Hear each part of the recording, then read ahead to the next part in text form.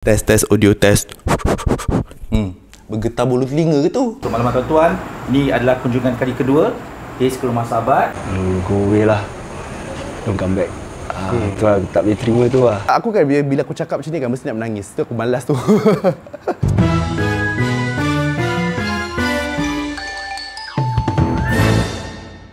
Hello, Assalamualaikum. Nama saya Hizman Huzair. Selamat datang ke YouTube channel saya.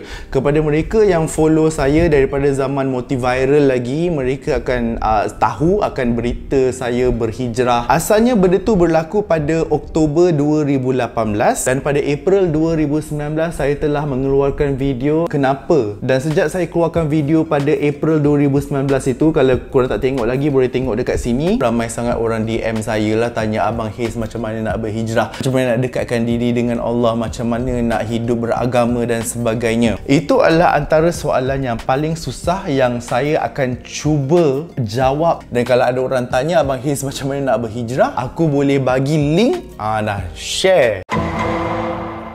Dalam IGTV Haze pernah membincangkan sebuah konsep dan konsep itu bertajuk logical fallacies ataupun kekeliruan logikal. Dan Haze akan cuba aplikasikan dekat sini supaya anda semua boleh faham. Ad hominem. Ad hominem adalah bila kita melihatkan pada sesuatu perkara ataupun cuba faham sesuatu isu, kita lihatkan pada seorang manusia itu dan credibility mereka kepada sesuatu isu tersebut. Kadang-kadang bila kita tengok orang tu, dia sampaikan, dia sampaikan ayat Al-Quran, dia sampaikan benda yang benar, tapi disebabkan latar belakang dia adalah seorang bekas pelacur, for example, bekas penagih dadah, for example. Hanya disebabkan orang itu mempunyai sejarah yang hitam, lantas kita memilih untuk tidak mendengarnya, sedangkan mesej yang disampaikan itu adalah yang sebenar-benarnya benar. Di dalam video ini akan melibatkan bukan sahaja kawan-kawan saya daripada Pusat Pemulihan Dadah, secara langsung melibatkan juga jiwa orang yang tak ambil dadah tapi hidup masih bermasalah seperti anda dan juga saya. Kita saksikan video ini.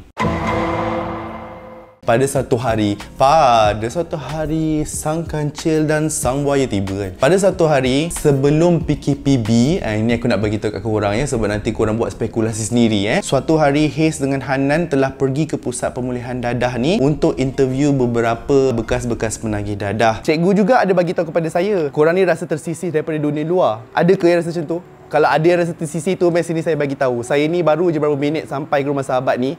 Hidup kat sini lagi tenang daripada dunia luar lah. Hidup kat luar sana porak-peranda. Kalau orang dekat luar sana tak ingat akan korang, cukuplah sekadar Allah tahu kewujudan anda. Kita semua adalah manusia yang menganiaya diri sendiri. Bila saya cakap kita, sebab nanti orang yang tengok video saya ni akan macam, oh, Haze ni pergi tempat pusat pemulihan, kesian diorang perlu dipulihkan. Apa yang orang-orang kat rumah yang tengok video ni rasa diri diorang tak boleh dipulihkan? Ketagihan mereka kepada harta, ketagihan mereka kepada tahta. Korang-korang kat sini semua tak payahlah rasa macam rendah diri sangat kepada orang kat dunia luar tu. Kita semua sama je. Masing-masing ketagihan dia lain-lain. Bezanya kalau kat luar tu ada tempat pusat pemulihan untuk ketagihan tahta, ketagihan duit. Ramai manusia kat dalam tu. Mungkin orang dekat luar yang tengah tengok video ni akan cakap, Haze ni kau tak faham yang aku ni dah kena buang kerja, aku ni dah tak ada duit nak tampung keluarga aku, bagi anak aku makan dan sebagainya. Tapi bukan itu maksud saya. Sabar kejap. Sekarang ni saya tengah cerita apa yang saya faham tau. Sebab ramai orang tanya aku ni, aku bagi tahu mereka daripada sudut pandang saya. Kebanyakan masa kita dengar dalam doa, dalam ayat Quran, dalam hadis yang kita ni adalah hamba. Dan tapi dalam kita punya pemahaman dan visualization kepada seorang hamba itu adalah tidak cukup hina. Bila aku ni menjadi hamba, ibaratnya seperti seorang pengemis dekat jambatan Pudu, pakai baju compang-camping. Aku pegang mangkuk aku yang meminta derma tadi itu. Apa yang Allah nak bagi dekat aku, itulah rezeki aku pada hari ini. Kalau anda nak cakap saya tak affected daripada segi financial pada waktu-waktu yang sukar macam ni, saya rasa saya affected sebab aku memang tak ambil pot. Sampailah semalam kita jumpa seorang, nama dia macam mana waktu PKBB ni, projek-projek korang okey? Aku dengan Ida cakap okey. Lepas tu dia terkejut tau, jawapan kita orang okey je, okey. Sebab influencer-influencer lain ramai call dia minta job, ada job tak? Ada job tak? Haze tarik Ida ke tepi. Haze cakap macam, dia tak faham Ida, kita ni dah level memang berserah, kita dah level tinggi. Hari tu kita punya projek pun cancel juga, banyak juga cancel. Kita macam Dah nak buat macam mana? Nak buat macam mana nak cekik orang bagilah aku projek.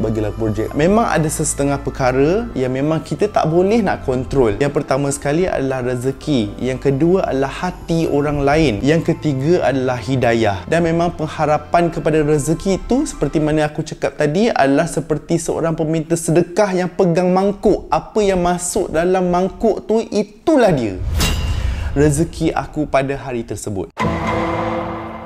Dalam interview pertama saya bersama dengan seorang penagih dadah yang pertama, orang dekat sini kita orang panggil petak. Kenapa nama dia petak? Sebab bila dia mula masuk dekat dalam pusat tu, dia muka dia petak. Macam tak tahu nak buat apa, dia termangu-mangu, dia macam confused mata-mata. Macam tu, dia sebab tu nama dia petak lah. Dan ini adalah kisah petak. Bukan saja hidupnya dihancurkan oleh dadah, tapi permulaan kepada penghancuran itu adalah kerana harapan dia kepada cinta dan tunang dia ketika itu sudah dihancurkan. Lantas orang-orang macam kita ni kadang-kadang memang kita cari output ataupun jalan keluar yang paling mudah untuk kita cari untuk meluahkan stres kita, untuk keluarkan diri kita daripada situasi yang membenakkan diri. Ketagih kepada apa dulu? Oh, ketagih syabu. Peristiwa jugalah sebenarnya masa mula-mula ambil tu. Ada putus hubungan juga lah masa tu kan. Cinta ke? Yelah, lebih kurang macam tu lah. Tunang lah. Tunang lah. Tak move on dengan cara macam itu lah. Lepas tu terlekat. Alhamdulillah sekarang dah boleh move on lah daripada dia. Daripada tu yang awak tengok dah bertahun-tahun pakai, apa efek dia? Jadi mental teruk, apa semua teruk. Jadi gila. Ada yang jadi gila juga. Ada kawan saya tu, dia pernah duduk kat taman permainan.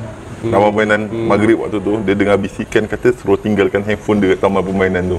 Lepas tu dia buat apa? Lepas tu dia balik. Dia tinggalkan betul-betul dia balik? Tinggalkan betul-betul dia balik. Jadi lepas tu apa jadi kat dia? Dia pun hilang. Memanglah. Itulah. Itulah dia. Awak kerja apa dulu? Saya IT technician. Oh, ada degree lah? Ada. Degree in IT? Yes. Dalam satu surah tu, surah mana Hanan, yang hai jiwa yang tenang? Sebab kita tahu simptom-simptom orang masuk neraka kan. Simptom-simptom dia macam COVID macam tu kan. Apa simptom-simptom orang yang masuk syurga? Hai jiwa yang tenang, masuklah kamu ke dalam syurga. Orang yang simptom-simptom awal dia dekat dunia ni masuk ke dalam syurga adalah orang yang tenang hidup dia. Logik? Sebab hidup orang yang porak-peranda macam dekat dunia luar sekarang ni, apa yang anda lakukan dekat sini adalah berserah diri kepada Allah 100% saja, itu pun sudah cukup. Sebab siapa sudahnya bagi rezeki Allah juga kan. Saya pernah terima DM daripada Instagram pelajar universiti, ada yang orang dah bekerja dan ada juga orang yang tua. Dan kebanyakan masa soalan pertama Hiz adalah apa yang buatkan awak tak tenang sekarang? Dan jawapan 3 orang ni bagi kepada Hiz adalah, saya rasa tenang je walaupun tak beramal. Saya rasa gembira je walaupun tak beribadat. Jadi macam mana tu? Jawapan saya adalah anda tak rasa lagi. Anda tak rasa lagi. Soalan saya dekat sini adalah, kau cuba tipu siapa? Kau cuba tipu siapa? Sebab aku dah pernah lalu kehidupan yang belah sini ni. Ada kegembiraan yang lebih tinggi dan kebahagiaan yang lebih mulia dekat belah yang satu lagi. Jalan itu adalah jalan orang yang mukmin, jalan orang yang beriman dan jalan orang yang bertuhan. Saya dah rasa kedua-dua jenis kebahagiaan ini kebahagiaan yang sebenar. Saya berhijrah sebab saya faham. Mana ada orang yang pernah rasa diri dia miskin, sekarang ini dia kaya, dia nak kembali menjadi miskin balik. Okay, sepanjang 2 tahun awak kat sini, apa benda yang awak paling belajar sekali lah? Pasal hidup, pasal dadah, pasal tunang, pasal kehidupan. Apa benda yang awak belajar sekali? Dulu, masa saya bekerja, saya ada gaji 3,000 sebulan. Tapi hati saya tak pernah tenang. Tapi bila kat sini, saya tak ada gaji pun, tak ada apa pun. Hati saya Alhamdulillah, saya rasa tenang. Apa yang membuatkan awak ketenangan tu? Saya boleh sembahyang 5 waktu berjemaah. Okey, kerja apa, gaji banyak mana yang awak rasa sesuai ataupun layak untuk hati yang tak tenang? Saya lebih pilihkan hati yang tenang daripada gaji yang tinggi-tinggi sebenarnya. Sebab apa kalau gaji kita tinggi-tinggi, 10,000, 20,000 ke, bukan 100,000 pun kalau hati tak tenang. Betul? Tak semestinya bila kita ada semua benda kat dunia ni, kita ada segala-galanya. Tak. Di mana pun kita, Allah tetap ada dengan kita. Bila kita tak Allah dahulu nombor 1, segala-galanya akan senang. Orang-orang macam kita, pendosa, tanyalah saya, benda apa yang saya tak pernah buat? Actually, adalah 2 benda yang tak pernah buat. Yang lain semua saya pernah buat. Dan ketika itu, aku rasa macam, funnya hidupnya, bebas daripada undang-undang. Hakikatnya, ada satu lagi kehidupan yang ramai orang tak tahu. Yang hidup dia lebih hebat, hidup dalam keadaan yang berquran, hidup dalam keadaan berhukum, hidup dalam keadaan menjadi seorang Muslim sejati. Tahan dinding jap. Bila kita tengok benda ni, maksudnya kat sini Allah punya aturan hidup awak tu cantik. Walaupun awak dulu ada IT, pernah gaji besar, ambil syabu, lepas tu awak masuk rumah pemulihan, sekarang ni awak lebih kenal Tuhan. Kadang-kadang setengah manusia itu kita perlu rasa jatuh dahulu. Betul. Saya selalu suka duduk dengan pendosa yang sedar diri dia pun dosa. Sebab orang-orang macam ni dia sedar diri. Lebih baik bercakap dengan awak yang bekas penagih dadah daripada aku bercakap dengan orang kaya dan berkejaya tapi tak sedar diri. Sebab awak lebih faham maksud hidup sebenarnya. Saya yakin orang-orang yang di hidupnya diuji sehebat sebegini, semakin hebat ujian dia di peringkat awal, lagi hebat pengakhiran seseorang tu. Mesti ada satu titik dalam tempoh hidup dia yang cakap, sudahlah hidup macam ni. Dan perkataan sudahlah hidup macam ni tu adalah antara sebab orang-orang macam kita ni nak berhijrah. Datang kat sini dengan rela hati sendiri ke ataupun orang ambil? Sendirilah. Selalunya kalau orang cakap datang sendiri dengan sendiri, sebab dia kesedaran diri dia sendiri tau. Apa yang menyebabkan diri sendiri sedar? Letih kat luar, kita menagih ni, duit habis, kesihatan kita merosot, family pun jadi lama-lama dengan tengok perangai kita kan menjadi menyampah kan. Lebih pada tak elok daripada elok. Lepas tu dah ada anak lagi. Yang jaga sekarang isteri lah. Dah bercerai lah. Dalam proses dan perjalanan saya untuk berdakwah, apa yang saya utamakan dekat sini adalah saya dakwahkan diri saya sendiri dahulu sebelum aku sibuk untuk dakwah ke orang lain. Kita akan sedar kita ni memang seorang pendosa yang memang hina. Sekarang ni kita gunakan benda ni, kita gunakan kisah Alung. Comparekan diri kita yang tak pernah ambil dadah pun, tapi pada masa yang sama keluarga meluat dengan kita.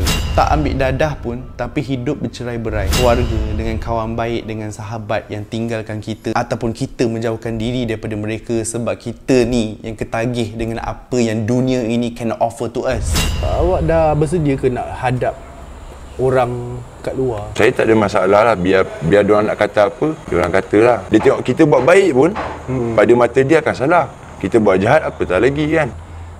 Itu tandanya Alung, hidup diorang pun tak betul. Sebenarnya Alung kan macam tak perlu pun untuk, saya rasa, orang-orang yang cuba nak pulihkan diri mengharapkan ihsan daripada orang luar sana yang dia sendiri pun mengharapkan ihsan daripada Allah. Faham tak? Hidup dia pun tak betul, dia nak sibuk nak betulkan hidup orang lain. Janganlah ada sifat yang macam, aku ni tak guna pada masyarakat apa semua. Kau nak berguna pada masyarakat yang porak-peranda pun sekarang ni. Faham tak? Bila kita sudah dalam proses nak berubah, akan wujud orang-orang yang akan menjatuhkan cubaan kita untuk berubah. Korang akan tanya, kenapa diorang buat macam tu? Haze tak boleh nak jawab, tapi orang macam ni memang wujud. Dalam Al-Quran pun dah bercerita yang dia akan cuba tarik balik ke arah mereka, sama ada secara sengaja ataupun tak sengaja. Okey, ini sebagai contoh tau. Aku tak ambil pot pun. Ini sebagai contoh yang paling asas dan paling obvious adalah bila kisah Haze jadi viral dulu 2 tahun lepas, dah start solat dan sebagainya. Dekat, kalau korang tengok dekat Facebook, dekat bahagian komen tu akan ada orang-orang yang macam cakap, tak lama lagi lepas 2 minggu keluarlah balik berita pasal dia meninggal dunia sebab sakit paru-paru. Bapak random tu sakit paru-paru. Lepas tu Haze tanyalah kawan Haze kan, macam kenapa dia cakap sakit paru-paru dia cuba sampaikan dekat kawan-kawan dia yang lain tu yang macam, mungkin kau ni tengah sakit HIV, sebab itulah engkau buat pengumuman tu supaya nanti kau bolehlah keluar berita pasal dia ni mati dalam keadaan berhijrah dan lebih mulia dipandang manusia dan sebagainya. Aku macam macam tu berlapang dada dengan orang-orang macam ni, sebab Haze percaya macam dalam jahat-jahat dia pun dia juga mempunyai potensi untuk berubah, dan Haze harap dia berubah lebih hebat daripada Haze. Dan siapa dekat luar sana, kalau anda jumpa orang Islam, perwatakannya Islam, ayatnya Islam, mereka datang kepada anda untuk menghukum, ketahuilah itu bukan ajaran Islam yang sebenar. Sebab ajaran Islam yang sebenar, mereka tahu tugas mereka adalah untuk mendidik, selainnya yang memegang hatinya adalah Allah semata-mata. Sedangkan Nabi Nuh pun tak boleh nak bagi anak dia hidayah. Nabi Nuh ni, siapa kita tu? Maksudnya, sehebat-hebat mana pun kita rasa kita ni, Allah je yang pegang hati, Allah saja yang bagi hidayah. Tugas kita adalah didik. Orang nak ikut, ikutlah. Tak nak ikut, nak buat macam mana? Alung bila dah dekat sini, dah lalu proses kehidupan macam ni, apa yang Alung belajar sebenarnya? Okey, kita kat sini kita boleh balik cuti. Setiap kali kita balik cuti tu, kita cabar diri lah. Kita kena angin luar ni lain. Dekat sini memang kita boleh stop. Tapi setiap kali kita balik tu, kalau kita jatuh, akan datang kalau kita balik cuti lagi. Jangan kita buat perkara yang sama. Kita ubah. Makin baik, makin baik, makin baik lah. Emosi, fikir dulu, baru bertindak. Dulu saya tak ada fikir. Tak sempat fikir dah buat dah. Benda dah sampai dah. Lepas tu kat luar pun, ya, solat pun tak jaga kan. Usia berapa? Sorry lupa tanya. 36 lah. 36. Ambil dadak? Dah 21 tahun lah. Huh? 21. Saya start daripada sekolah. Sekarang ni bila awak cakap dekat sini aman, maksudnya hati Along tengah tenang lah sekarang ni. Tenang. Nak capai ketenangan tu macam mana? Boleh tak bagi tahu penonton saya? Kita dekatkan diri dengan Tuhan tu, memang dapat tenang lah. Banyak kali bila saya jumpa orang dan saya bertanya dekat mereka macam, kenapa orang-orang suka tanya aku pasal macam mana nak berhijrah, sedangkan aku bukan siapa-siapa pun. Sebab engkau Haze, engkau punya perubahan obvious. Bukan aku cakap tadi, orang cakap obvious dan 360. Putaran yang lengkap, ya, berubah 100% daripada hitam ke putih. Tapi rambut daripada putih ke hitam lah. Oktober tahun 2020 ini merupakan ulang tahun saya yang kedua penghijrahan saya dan saya mampu untuk istiqamah. Saya tidak menidakkan yang di dalam tempoh 2 tahun itu saya diuji dengan pelbagai jenis benda dan pelbagai jenis godaan yang kadang-kadang aku sendiri pun kalah. Tapi ketahuilah tuan-tuan dan puan, ya, memang manusia ini adalah pendosa. Dalam Al-Quran pun ada sebut manusia ini zalim dan bodoh. Seperti mana bekas penagih dadah ini yang bernama Syam, dia telah bagi tahu kepada Haze. Apa yang cikgu cakap sampai level mafia tu siapa? You ke? Siapa? Dia ke? Oh, ya ke? Usia berapa? 41. 41 tahun. Berapa lama dah dekat rumah sahabat? 2 tahun. 2 tahun. Kenapa tak nak keluar? Macam you pun saya tengok macam dah okey. Faham tak? Saya percaya I'll be a penagih until the rest of my life kan, until I die, because it's a fight, everyday fight. Until today, walaupun dah 2 tahun kan tak isap dadah, tapi baru-baru ni I just got a dream. Tengah isap dadah dengan kawan, tension satu macam. Sekali kau penagih dadah, kau akan selama-lamanya penagih dadah. Sama. Selagi mana namanya engkau manusia, memang engkau akan buat silap. Jadi tanggungjawab kita adalah teruskan dengan kehidupan. Orang yang alim itu ada masa silam dia, orang yang berdosa itu ada masa hadapannya. Itu yang kita kena pegang dan itu yang kita kena berharap. Dan Syam datang sini willing sendiri ke? Mesti ada something yang make you realise. Apa benda tu? Not make me realise, my brother, dia dah kahwin, ada anak, very close, rapat sangat dengan anak dia. One day dia dah fed up, dia dah tolong pukul banyak kali, 20, 30, 40 kali, tak boleh kira dah berapa kali. Sampai satu hari tu dia ingatkan aku lah, I don't want you to be in their life anymore. Go away lah, don't come back. Tu aku tak boleh terima tu lah. I couldn't take it lah. Dalam masa 2 tahun you macam dalam recovery apa semua kan, apa yang you belajar? Pasal myself. What do you learn about yourself? Duduk menghadap Tuhan, taubat dengan dia, betul-betul lah explain our guilt, kita punya salah apa kita buat sebelum ni, lepas tu minta maaf kat dia, insyaAllah kita tak buat lagi. That time you sedar a lot about yourself. Pintu taubat sentiasa terbuka. Betul. Pintu taubat sentiasa terbuka selagi mana kita tak mati. Dia ni kena pukul dengan brother dia, adik dia banyak kali, berpuluh-puluh kali in fact, tapi dia sendiri pun tidak mahu berubah. Betul saya cakap tadi, bila kita nak berubah, sudahnya Allah juga yang pegang hati kita dan Allah juga yang pegang hati orang lain. Bila kita nak berubah, dia bermula dengan niat. Niat itu kadang-kadang tuan-tuan dan puan, kita boleh nampak dan dizahirkan dengan dunia fizikal. Sebagai contoh, orang boleh cakap, aku kerja ni dekat office ni ikhlas tau, ikhlas. Tapi pada masa yang sama, dalam keikhlasan yang dia cakap itu, dia buat kerja separuh masa. Dia punya berhenti berehat nak makan, sarapan, minum petang, minum tengah hari, minum separa tengah hari. Apa yang berlaku dalam hati boleh dizahirkan melalui perbuatan. Bila Haze cakap, aku sekarang ni dah tenang, supaya korang percaya apa yang aku cakapkan ni adalah, pergi tengok kat Instagram. Tengok zaman-zaman aku rambut putih dulu. Tengok muka. Cukup raut wajah. Cukup. Tak perlu tengok aku dekat video. Tak perlu tengok apa yang aku cakap. Tak perlu tengok dekat bahagian caption apa yang aku type. Tengok raut wajah je. Dan compare apa yang anda lihat pada hari ini. Saya adalah testimoni kepada ketenangan yang agama kita dah bagi. What's your biggest regret? Regret? I old school a bit lah, I got no regret lah. Got no regret? No lah. Sebab whatever that I tahu perasaan ni, you have achieved a lot. Right now you rasa macam okay, sekarang ni aku dah belajar sesuatu yang sangat penting. You do not want to sacrifice any point of your previous life at all. True. Correct. Memang I buat salah. But when I buat salah tu, I know what I'm doing. Tapi the one thing that I took from this conversation adalah Syam berjaya muhasabah diri and cakap macam at the end of the day is our fault. Siapa lagi nak commit the sin if it's not us? Correct. All these drug addict, diorang kadang-kadang cakap and you hear people say it's not their fault they take drugs. That's not right. We knew.